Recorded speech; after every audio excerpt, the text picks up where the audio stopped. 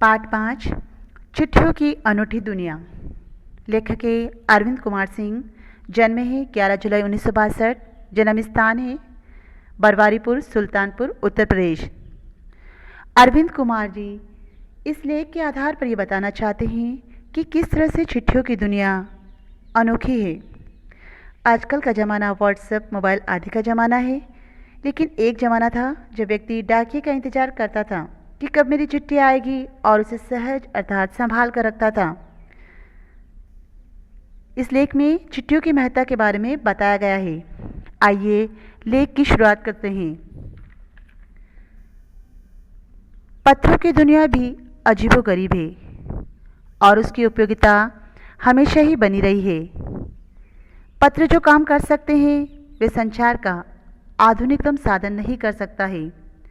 पत्र जैसा संतोष फ़ोन या एसएमएस का संदेश कहाँ दे सकता है।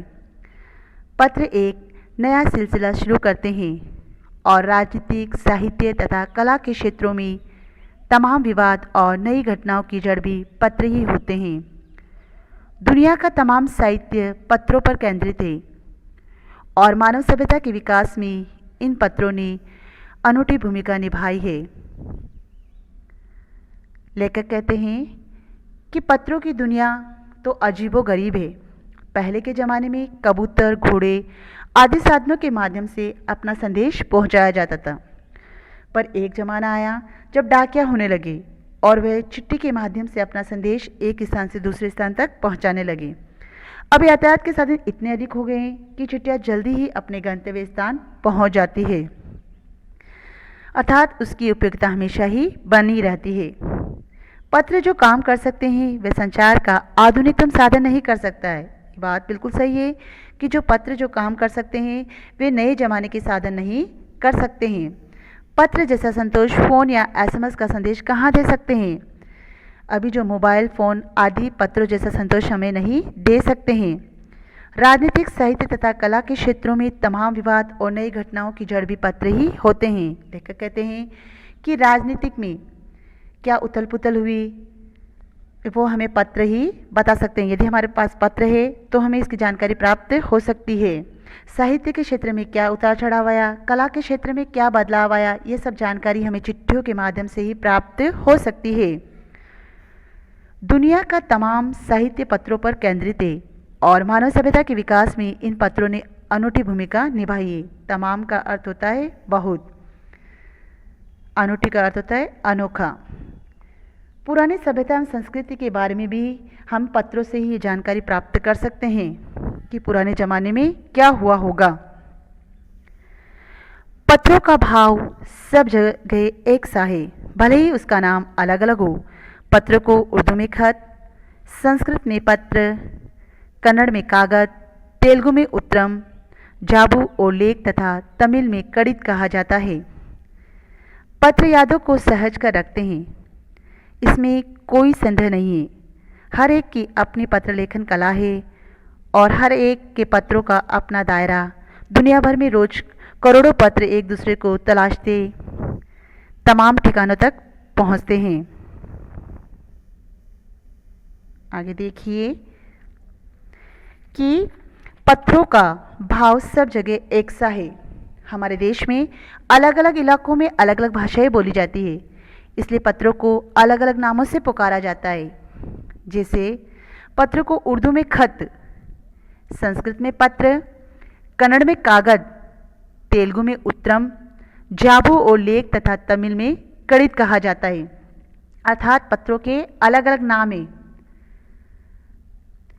पत्र यादों को सहज कर रखते हैं। हम पत्रों की जो याद है उसको हम संभाल कर रखते हैं, इसमें कोई संदेह या शक नहीं है। हर एक की अपनी पत्र लेखन कला है, अर्थात पत्र में जो बात लिखी होती है उसमें उसे कोई नहीं मिटा सकता है, उसे हम संभाल कर रख सकते हैं और वह समय की अर्थात बीते समय की बात को तरोताज़ा कर देती है। इसलिए तो बोलते हैं कि इसमें हमें कोई शक नहीं है, संदेह नहीं है। और सबका पत्र लिखने का अपना अपना अलग अलग तरीका होता है। दुनिया भर में रोज करोड़ों पत्र एक दूसरे को तलाशते तमाम ठिकानों तक पहुंचते हैं। भारत में ही रोज़ 4.5 करोड़ चिट्ठियाँ डाक में डाली जाती है, जो साबित करती है कि पत्र कितनी अहमियत रखते हैं। साबित का अर्थ है सिद्ध, अहमियत का अर्थ है महत्व। भारत में ही रोज़ 4.5 करोड़ चिट्ठियाँ डाक में डाली जाती है, जो ये सिद्ध करती है कि पत्र अपना महत्व रखते हैं।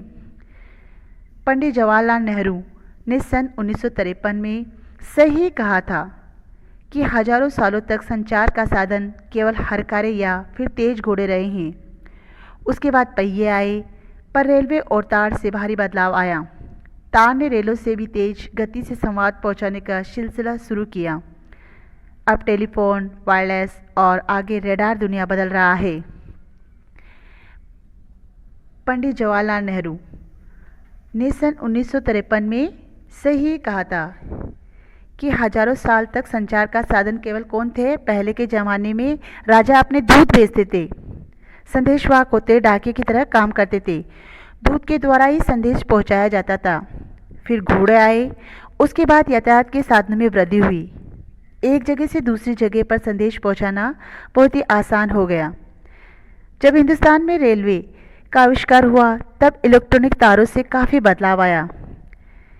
तार के माध्यम से संदेश पहुंचाते थे। तार ने रेलों से भी तेज गति में संवाद पहुंचाने की सिलसिला जारी किया, अर्थात रास्ता खोल दिया। उसके बाद अब टेलीफोन, वायरलेस और आगे रेडार दुनिया को बदल रहा है, अर्थात संसार में बहुत बदलाव आ रहे हैं।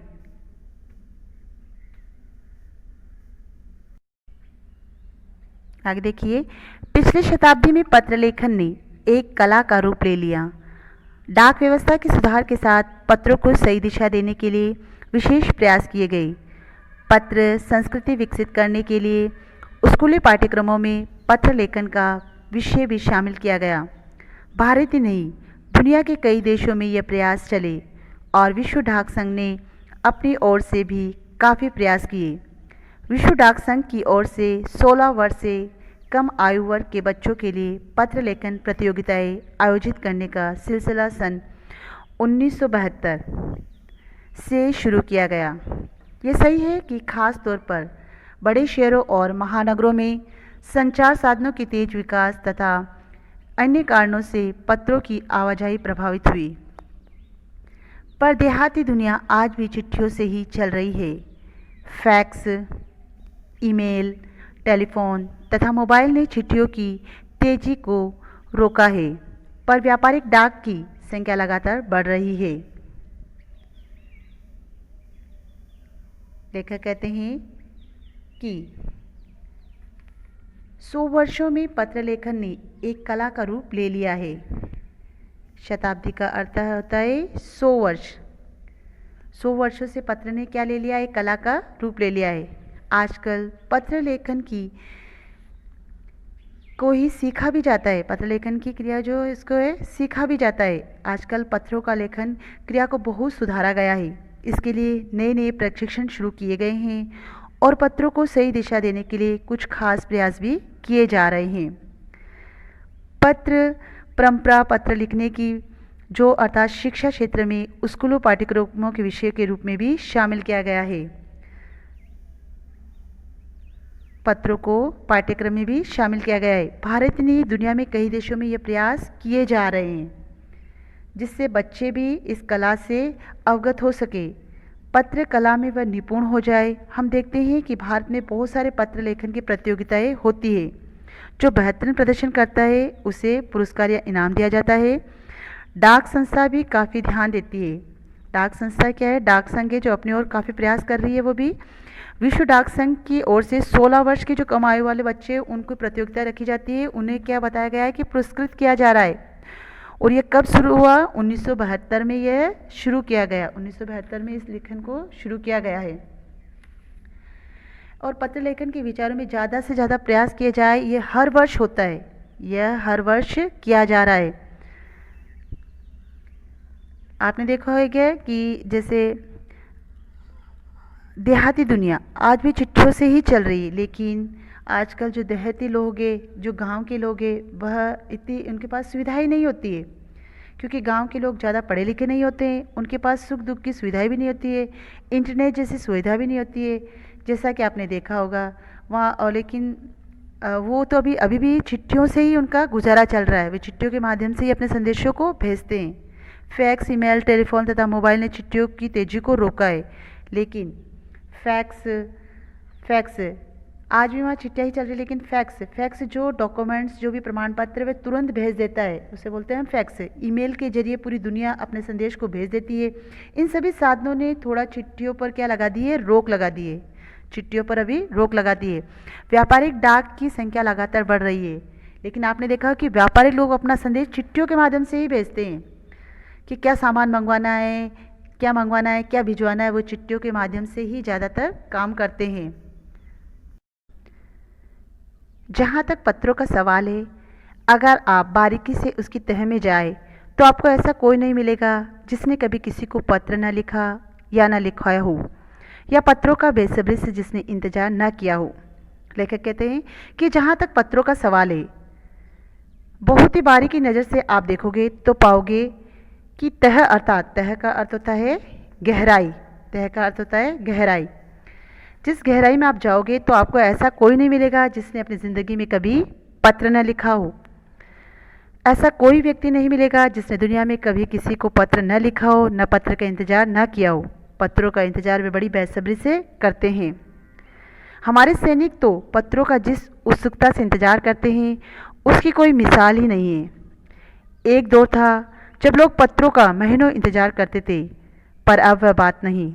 परिवहन साधनों के विकास ने दूरी बहुत घटा दी है।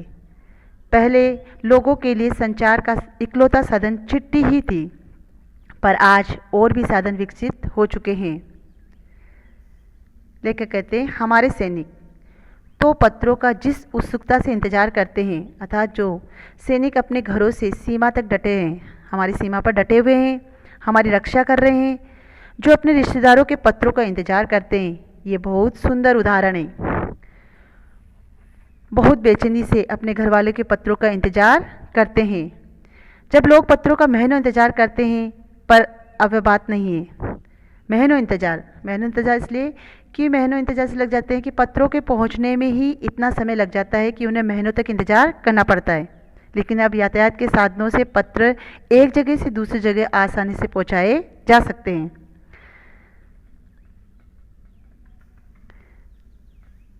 परिवहन साधनों के विकास ने दूरी बहुत घटा दी।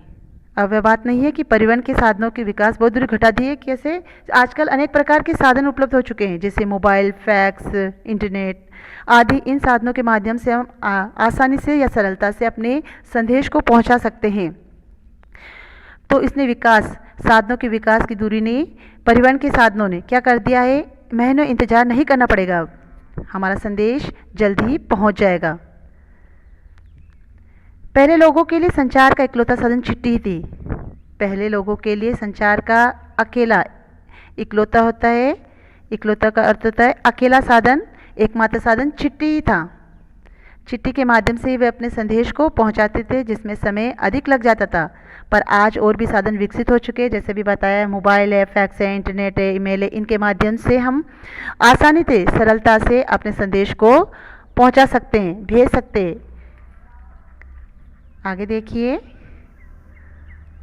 आज देश में ऐसे लोगों की कमी नहीं है जो अपने पुरखों की चिट्ठियों को सहज और सजोकर विरासत के रूप में रखे हुए हैं, या फिर बड़े बड़े लेखक, पत्रकारों, उद्यमी, कवि, प्रशासक, सन्यासी या किसान, इनकी पत्र रचनाएं अपने आप में अनुसंधान का विषय। अनुसंधान होता है खोज, अनुसंधान का अर्थ होता है खोज।